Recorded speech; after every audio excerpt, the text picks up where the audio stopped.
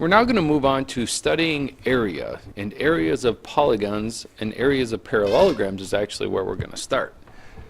So areas of parallelograms. If you remember from our study of parallelogram, a parallelogram is a quadrilateral in which the opposite sides are parallel and the opposite sides are congruent. We also know that the opposite angles are equal and consecutive angles are equal to 180. So as we start with this, we're going to start with the study of, or the discussion of, is how do you find the area of a rectangle? A rectangle is a shape that you really started studying the area of that way back in elementary school. And we remember it one of two ways. A lot of people remember it as being length times width.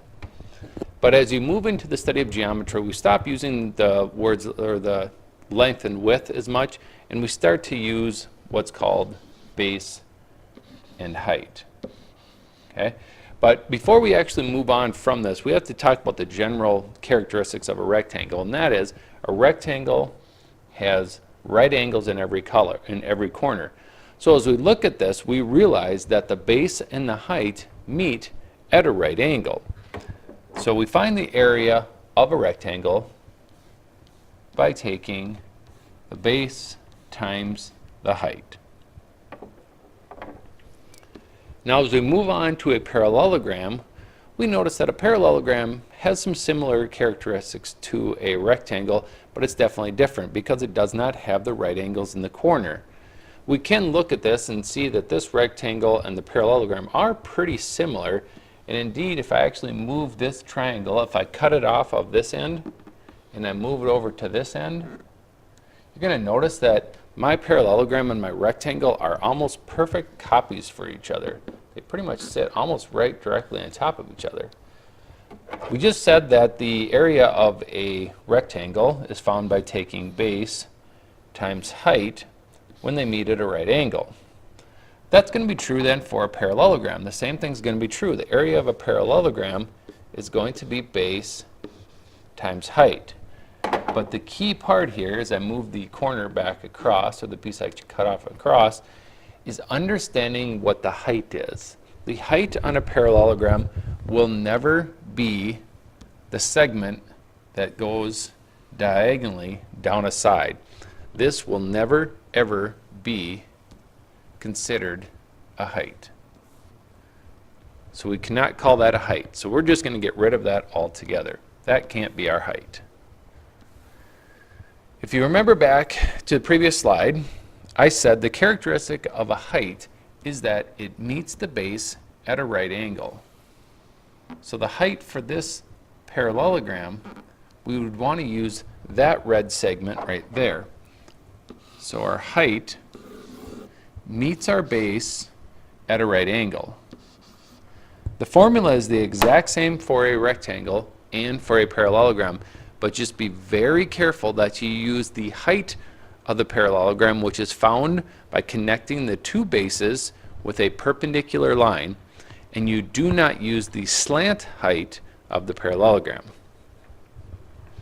Here's a question. Find the area and the perimeter of this parallelogram. Let's start out with finding the area. Well, the area, we want to do 23 times 10, right? Wrong. 10 is not the height. 10 is the slant height. That is not what we're going to do. We need to find the height from this base to this base, which it meets at a right angle. As we told you a lot back when we were studying the special right triangles are going to have a huge part as we move forward in geometry. Here we see that we actually have on the end of a triangle a 45-45 triangle. So down here we actually have the 45-45-90 triangle. I'm going to take and open up a new slide, and we're going to talk about that triangle. Just remember the characteristics we have here of this triangle that's in the corner. We have the height, which comes down and meets at a right angle, with the hypotenuse of 10. So let's draw ourselves that right triangle. We have a hypotenuse of 10 and our 45, 45, 90. Hopefully you can remember from what we studied before that that side of the triangle is the 10 root 2. Or excuse me, is the n root 2. That means that 10 is equal to n root 2.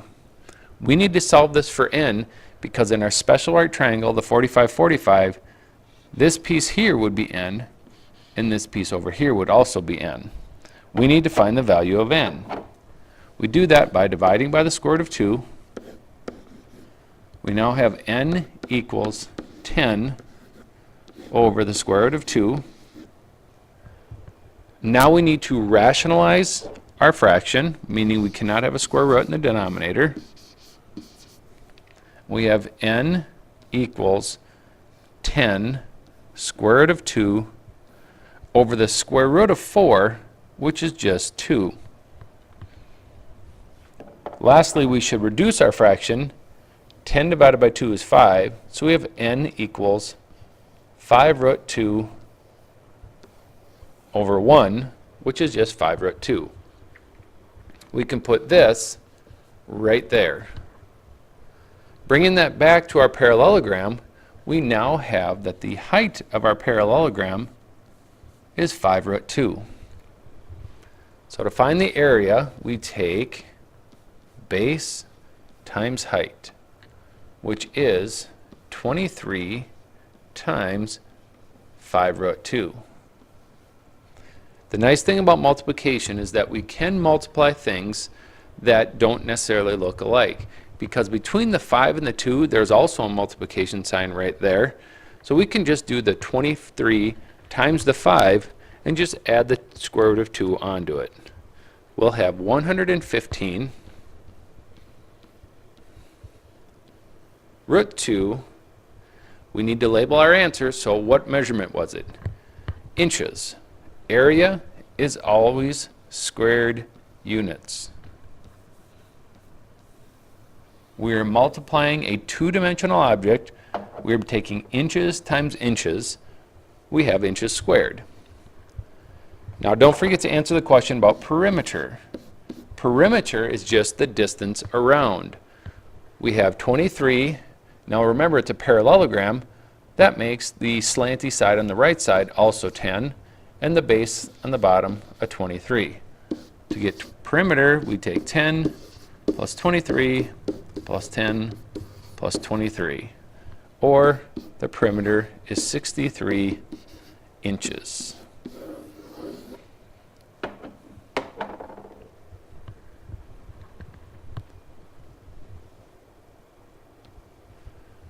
Here we have a similar one, but this time it's a 30, 60, 90 triangle.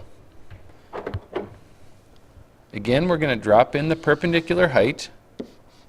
If you remember your 30, 60, this is the 2n, the bottom is the n, the side is the n root 3. The first thing you need to do is figure out the value of n. 2n equals 12. Solve that for n. We now know that n equals 6. As we look back at our figure, the n is actually this piece from the corner to where the perpendicular meets is 6. That actually doesn't do us a lot of good. That's not going to help us do our area. We actually need a height. What we are missing, though, is right here. We know the value of n, so we're just going to plug it in. So to find the height of this figure, we just put n, which is 6 root 3. To find the area of this figure, just like we did on the last one, we take base times height. The base is 15, the height is 6 root 3. 6 times 15 is 90 root 3. This one is in centimeters, so we have centimeters squared. The area of this parallelogram is 90 root 3 centimeters squared. The perimeter now, we just add up all four sides. 12 plus 15 plus another 12 plus another 15. Our perimeter then would be 30 and 24 makes 54 centimeters. We now have our perimeter. If you don't remember your 30-60 or your 45-45, make sure to find those notes, or if you don't have the notes, you can go back and watch that video during the Chapter 7 notes and get those recopied down because you're going to need them. The last question here is, what type of quadrilateral is this? And from that, once we know the type of quadrilateral, we're going to find the area of that quadrilateral. If you remember from the last study we had, to find out what type of quadrilateral it is, we just do the slopes of the 4 consecutive sides. We're going to do the slope from A to B, the slope from B to C, the slope from C to D, and the slope from A to D. Once we know the slope around the shape, we can identify it and then know what kind of area formula we need to use. The slope from A to B, we would do 3 minus 1 over negative 2 minus 4, which gives us 2 over negative 6, which is negative 1/3. Next, we're going to do the slope from B to C. We'll do 1 minus negative 2 over 4 minus 3, which would give us 3 over 1, or just 3. Now we go C to D, negative 2 minus 0 over 3 minus negative 3, which is negative 2 over 6, or negative 1/3. Lastly, we need to do A to D, which is 3 minus 0 over negative 2 minus negative 3, which is going to give me 3 over 1, or just 3. So as we look at this, we have these two sides parallel and these two sides are parallel. So we do have a parallelogram because the opposite sides are parallel. And there's one more thing then we need to look at and see, is this a parallelogram or is this a rectangle? We know it's a parallelogram, but more specifically, is it a rectangle? And to figure that out, what we actually do is we compare two consecutive sides' slope. As we go around the figure, we have AB and then BC. So we want to know, is that a right angle in that corner? We're going to compare these two slopes. They are indeed perpendicular to each other, which means not only do we have a parallelogram, we have a rectangle. Now that we know that it's a rectangle, what we need to know is what is the length and what is the height of this rectangle. For that, we're going to use two adjacent sides.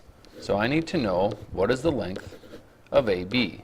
For that, we're going to use the distance formula. Remember the distance formula, we subtract the x coordinates, square them, add that to the y coordinates subtracted. So we have 4 minus negative 2 over 1 minus 3, which would be 6 squared plus negative 2 squared, which would give us a distance of 40. We have our first distance. Now we have to use a side adjacent to that. The easiest one in this case is just going to be to continue around the rectangle. I've used AB. Now I'm just going to use BC. So I want to know the distance from B to C. Once again, we'll use the distance formula. So I will do 4 minus 3 squared plus 1 minus negative 2 squared. So I subtract my x coordinates, 4 minus 3, and I subtract my y coordinates, 1 minus negative 2. And I'll get 1 squared plus 3 squared, which is the square root of 10. Now, for the purpose of calculating area, I really don't need to do anything with those square root signs. I can just leave them be for a moment. If we remember the area formula for a rectangle, it's base times height. in this case, I can call 40 my base and square root of 10 my height, which would give us the square root of 400. And finally, with that, we can easily reduce that to 20. If we would have taken the square roots of those, we would have got a bunch of decimals, which wouldn't have been real helpful. That's the end of the first lesson on calculating areas. If you have any questions, please bring them to class and ask me and I'll help you out.